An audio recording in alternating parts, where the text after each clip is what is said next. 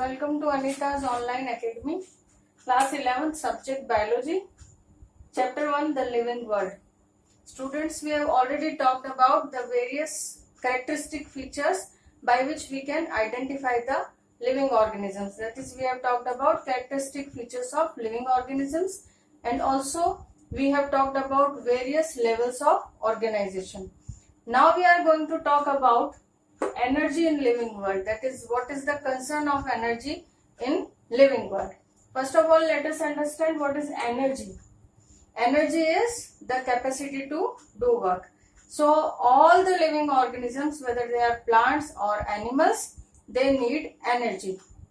When we talk about energy, then in case of living organism, the energy unit which is used for energy is calorie, and 1 calorie is equal to the amount of heat used to raise the temperature of 1 liter of water or 1000 ml of water. This is called 1 calorie. So what is 1 calorie? 1 calorie is the amount of heat required to raise the temperature of 1000 ml of water by 1 degree Celsius. Now, why the energy is required by living world? I told you the energy is the capacity to do work. So all the living organisms, whether they are plants, they are animals, they are small plants, they are small animals, big animals, unicellular, multicellular, all of them perform various activities which keep them alive, which are called vital activities. Whether it is plant or animal, means all the living organisms, they perform various activities like respiration, digestion, excretion, circulation, movement. Various type of activities are performed by them and they require energy. But none of the cell, whether it is photosynthetic cell or we can say whether it is a cell of autotrophic organism like green plants, or it is a cell of heterotrophic organisms like all the animals and other organisms, none of the cell, none of the organism is capable of producing energy itself. So sun is the ultimate source of energy for our biosphere. I had told you the all the parts of earth on where the life exists, that is whole earth where the life exists, all these areas or all these biomes together form the biosphere. So in this biosphere, energy is required because all the living organisms need energy to perform various functions, but they cannot produce energy themselves. You can say all the living organisms are getting energy from food, fine, but where do these organisms getting food from?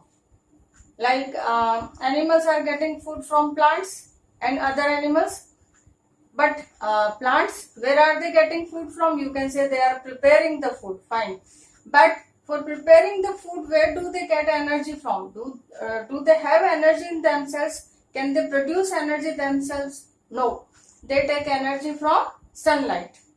Okay, so solar energy is the ultimate source of energy on the earth.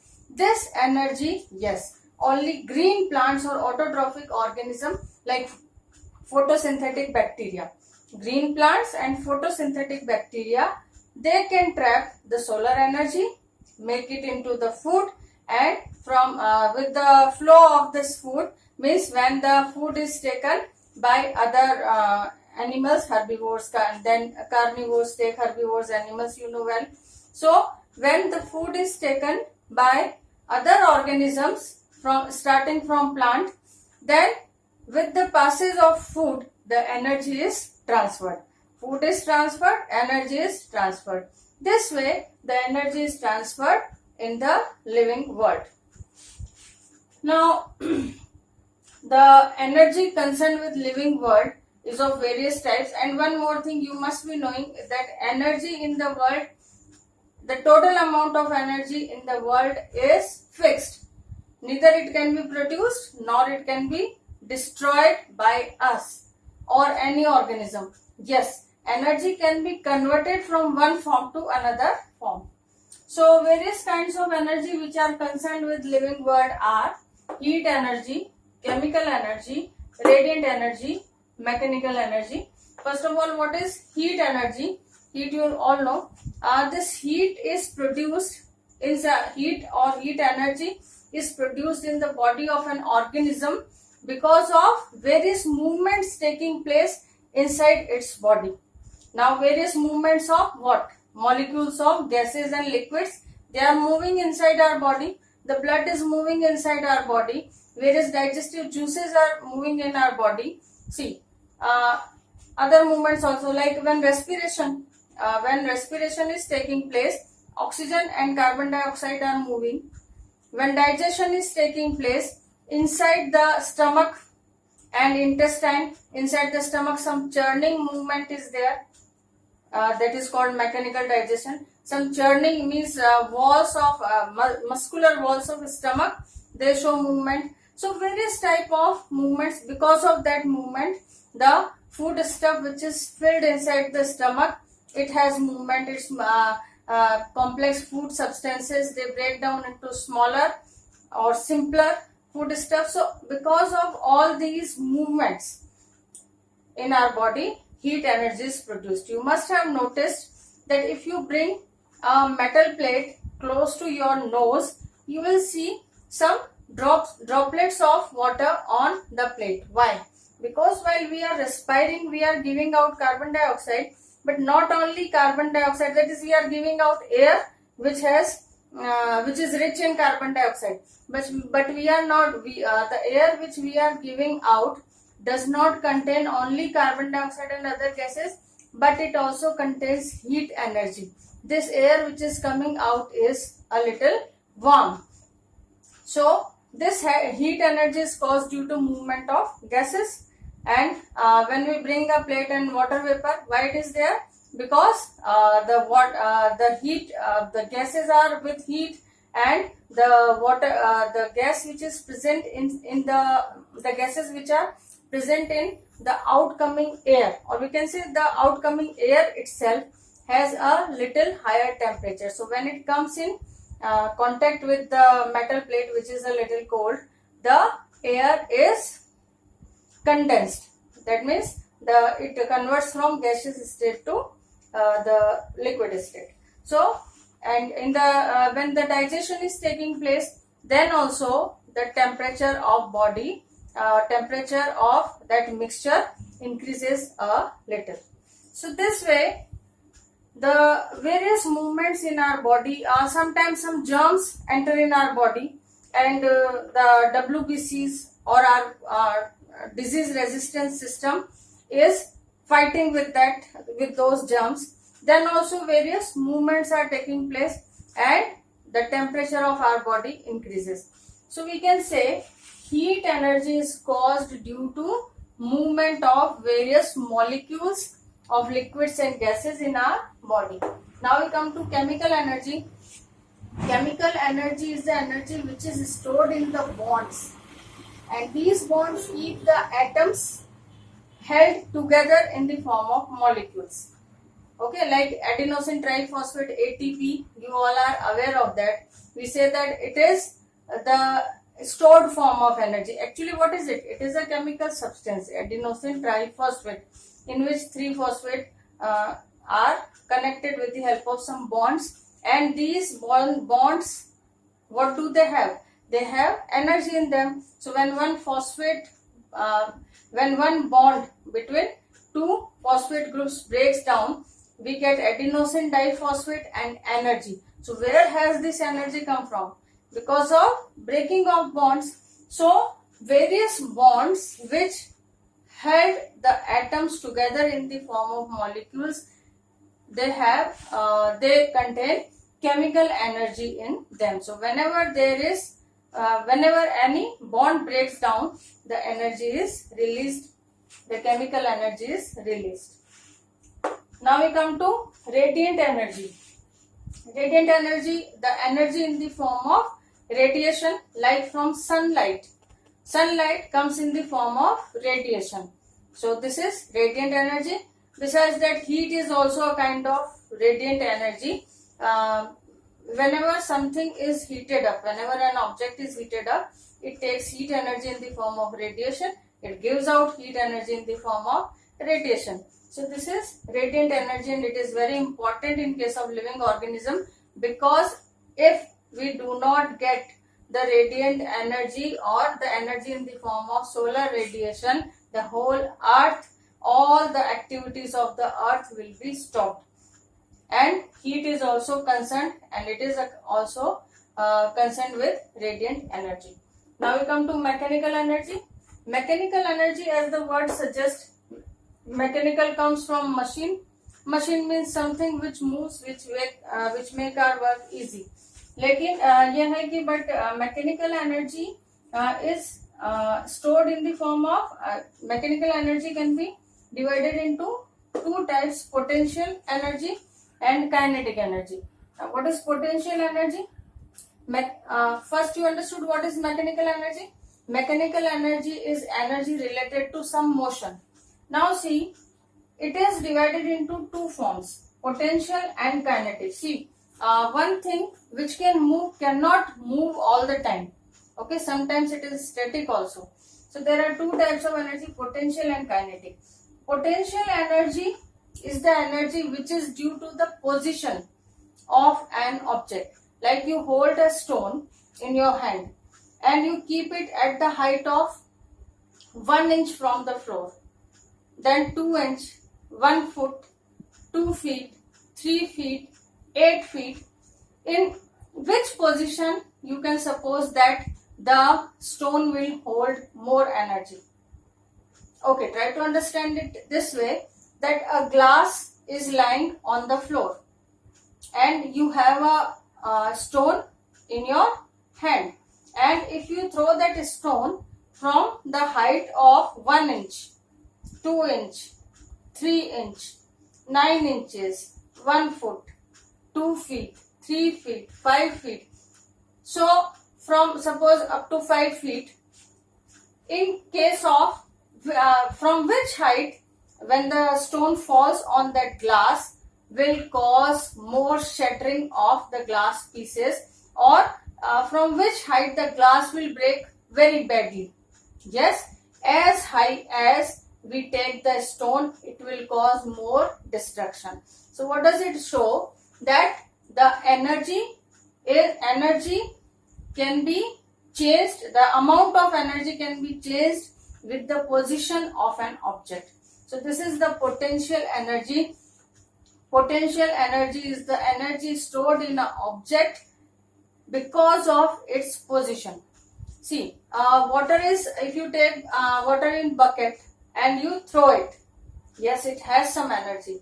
But the same water, when falls from a dam, does it have more energy or not? Yes, because of its position. So this type of energy is called potential energy, which is because of position. And kinetic energy is energy because of motion. When you hold a stone in your hand and it starts falling down, when it is in your hand, it has not started moving, it is having some energy, it is potential energy.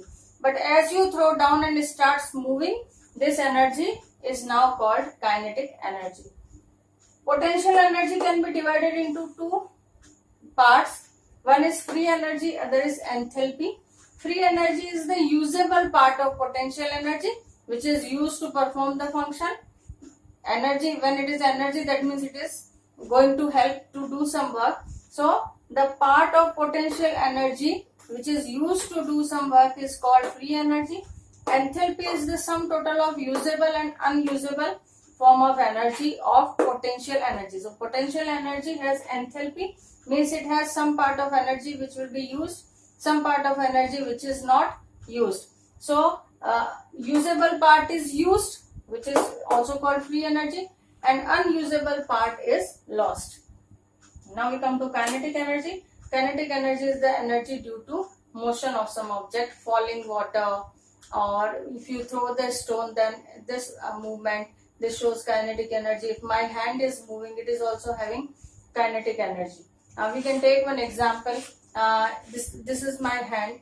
If it is at this distance and I want to slap someone, and I take my hand there and then I slap someone, naturally here the energy is more because of the position. So this is called potential energy. Now we come to systems. What are systems? System is a part of the whole universe which is made up of specified matter and energy. Means there is whole universe. There are some small systems which are made up of some particular amount of matter and some particular amount of energy. Specified matter, specified energy. They are called systems. Systems are this is called system made up of specified matter and energy, and all the other things, that is rest of the universe, makes the surroundings for that system. That means that system is surrounded by other systems, you can say, and it is surrounded by a universe as a whole. So all the other things except that system which are present around it make its surroundings. Now systems are of two types, open and closed. Open systems are the systems which exchange material and energy with their surroundings, and closed systems are those systems which do not exchange matter and surroundings. Actually, we can say systems, under system we can call them material system. What do we call them? Material system, because they are made up of some specific matter. We can call them material system also. Okay, so material systems are of two types, open and closed. Open system which exchange material and energy with their surroundings. So you can say yes, living organisms. All the living organisms are open system because they cannot survive without exchange of material and energy with their surroundings. Like plants, they green plants and photosynthetic bacteria, they take energy from sunlight. If the sunlight or another form of radiant energy, it can be another source of light, can also be there. So if they do not get this radiant energy, can they survive? No. So all the living organisms take some material in the form of food, we can say. Green plants make their own food, others get food from other organisms. So they get energy, they get food. Out of this food, they produce energy for themselves. So from surroundings they take food, and to surroundings they give back what? Waste products and heat energy. So this way the living organisms are open system. Closed systems are non-living things which do not have exchange of material and energy with surroundings, like iron and stone and all that. Besides that, one more interesting example of closed system is your thermos flask.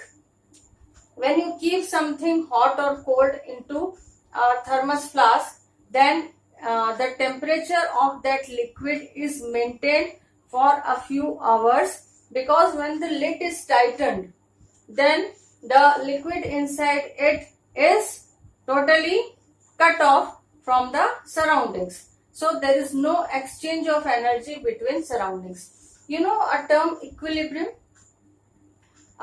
In our surroundings, suppose something, some hot object is lying somewhere. This hot object after some time gets cold. Why? Because this is a tendency of every substance that they need to, they have to come to a stable position. They want to stay on a stable position. Okay. So now when it is heated up, when an object is heated up, it is excited. The electrons, or we can say electron is some detail, we will say the particles present in it, they are at excited state and they want to come back to their original position. So because they had that particular object had absorbed the heat, that's why it is hot. So what will be its tendency? That the extra energy which it has absorbed in the form of heat should be given back so that it can come to its original position. So for that, what will it do? It will emit heat, it will give out the heat, and it will give out the heat until the temperature of it becomes equal to the temperature of its surrounding. Okay, so this position is now called equilibrium, because once the hot object comes to the temperature equal to its surrounding, it will not emit heat anymore. So now this situation, when there is no exchange of energy between the two systems or a system and its surroundings, then this situation is called equilibrium. I repeat, the situation where there is no exchange of energy between a system and its surrounding, then it is called the equilibrium. Now we were talking about the thermos flask. What happens in case of thermos flask? The liquid present in it after tightening of the lid is not in contact with the surrounding environment, and as a result it is not giving out the heat. Okay, so it is because it is not giving out the heat, we can say a equilibrium kind of position is there. As a result, it will not be cooled down for few hours. So this is called the closed system. Another example is universe itself. Universe itself is a big or a huge closed system, because we don't know that from where does the energy comes to universe, and whether it exchanges energy to some other system or not. In our opinion, the whole universe is a closed system, and various organisms present in it and various non-living things present in it are the systems, are the various systems present in it, and others are making surroundings of it. So the whole universe is a big closed system in which many closed and open systems exist, among which in some when they are living, the exchange of energy is taking place. When they are non-living, the exchange of energy is not taking place. Okay, so those objects which are not exchanging the energy and material with surrounding are closed system, and those which are exchanging the energy and material with surroundings are open system. Now let us discuss some clear-cut differences between open and closed system.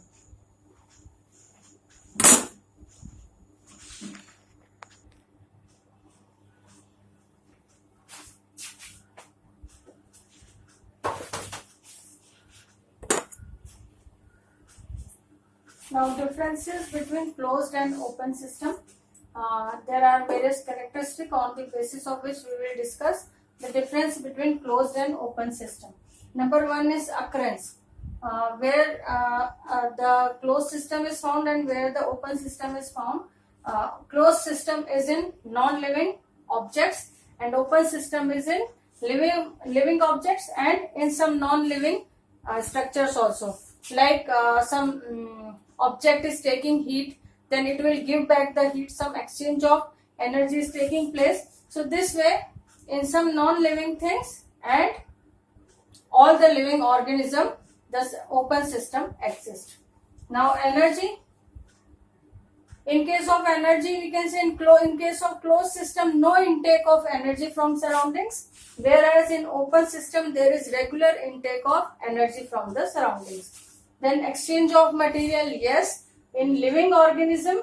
In case of closed system, no exchange of material is required.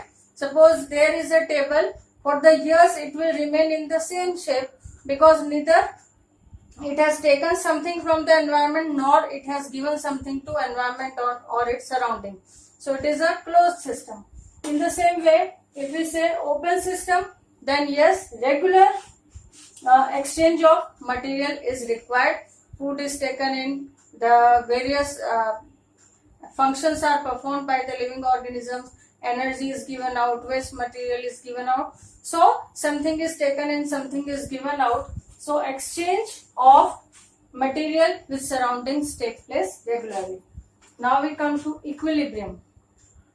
Equilibrium in closed system not required. What is equilibrium? I had told you with an example. Suppose some object is there and it is hot, or due to some anything, whenever any object is at an excited state, it likes to come to its normal state or the stable state. So I had given you an example that when one object is heated up, it gives out heat energy, it emits heat to come to the temperature equal to its surroundings. Now in case of closed system, we had discussed an example of thermos. So when the lid is tightened, the thermos is not in contact with surroundings. It means its surrounding is only inside the thermos. So inside the thermos, the whole surrounding has the same temperature.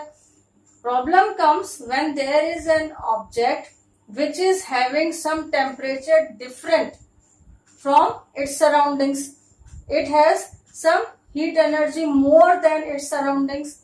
Then only it will give out the heat energy or another kind of energy so that it can come in equilibrium with its surroundings. But if it is a closed system, then it is closed. It is not in its surroundings. It has no surroundings, we can say. And if it has its surroundings is that small area only in which it is closed, in that and in that small area already the equilibrium is there, because the temperature at every point in that small closed area is same. So there is no need to give out the heat. So in case of thermos, the liquid stays hot for a few hours because it is a closed system, and as a closed system it does not need any equilibrium because already it is having the same amount of heat everywhere inside the thermos. You know, after a few hours, why does it cools down? Because when thermos is emptied, we open the lid and a little amount of the liquid is taken out, then there is some air is filled into it. So now equilibrium is required between that liquid and that air now, which now has become its surroundings. So this way the closed system has become a little open system. Okay. So in short we can say equilibrium not required in closed system because it is already in equilibrium. In case of open system, yes, equilibrium is maintained by various activities, like food is taken in, it is digested, the heat is produced, heat is liberated in the form of sweat. Carbon dioxide, it is a waste product, it is given out. All the other undigested food is given out. Why all this is done? To maintain the equilibrium with environment, with surroundings.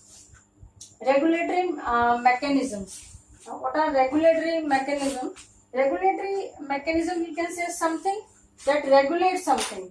Now what does regulation means? Regulation means to maintain a machine, we can say to maintain something at some constant parameter. Some constant parameter is set that this thing should work in this way only. So for that we have to increase something, we have to decrease something, and we have to meet the situation.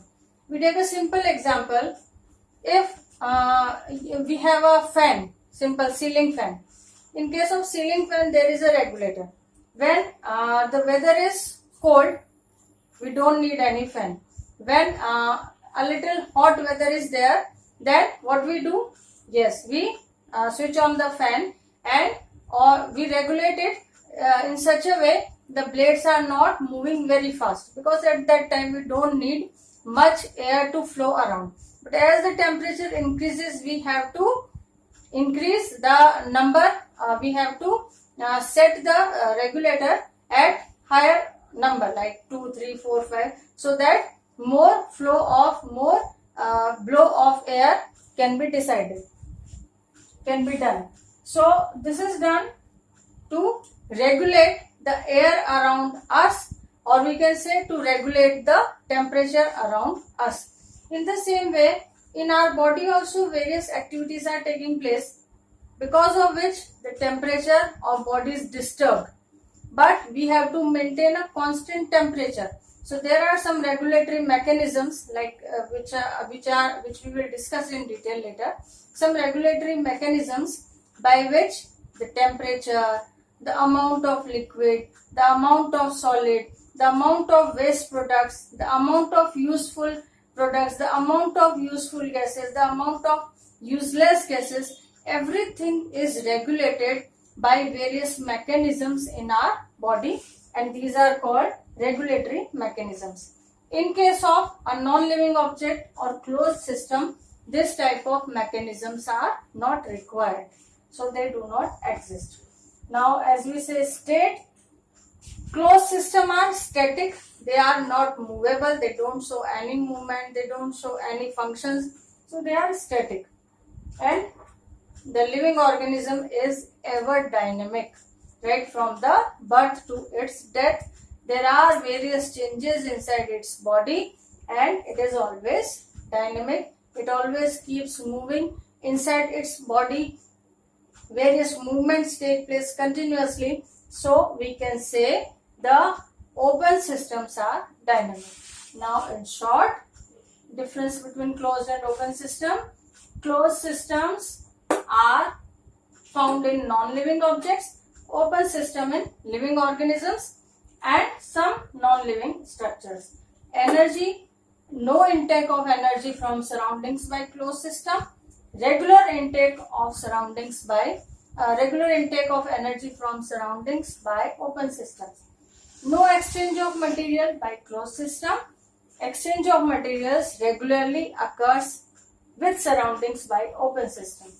And equilibrium is not required in case of closed system because the small area in which it is closed, it already has equilibrium. Equilibrium is maintained by various means, by various activities in case of open system. Regulatory mechanism not required in closed system because they are not doing anything to disturb their mechanism. They do not have any mechanism. So there is nothing, no activities by which they have any disturbance and they have to regulate it. In case of us or in case of other living organisms, so many activities are taking place by which so many things are disturbed in our body, so they need to be regulated. State, closed systems are static and open systems are dynamic. Now this is all about, this is a small or we can say elementary idea about the energy. As in when in concerned chapter it will be required, we will discuss in detail that how energy transfer takes place from one organism to another organism in universe, or from non-living to living organism. How the total energy transfer, how does the energy transfer or exchange of energy takes place, we will discuss in detail later wherever it is concerned. Now we had discussed about some basic features by which we can identify the living organisms. So a few out of them are of much importance. So we will discuss them now in detail. First of all, I am taking metabolism.